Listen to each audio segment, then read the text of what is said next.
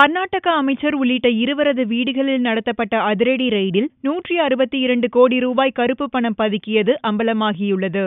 கர்நாடக சிறு தொழில்துறை அமைச்சராக இருக்கும் ரமேஷ் ஜர்கிஹோலி மற்றும் கர்நாடக மாநில காங்கிரஸ் மகளிரணி தலைவி லட்சுமி ஹெப்பால்கர் ஆகியோர் வரி ஏய்ப்பு செய்ததாக வந்த தகவலை அடுத்து பெங்களூர், பெல்காம் நகரங்களில் உள்ள அவர்களது வீடுகள், அலுவலகங்களில் வருமான வரித்துறையினர் அதிரடி சோதனை நடத்தினர்.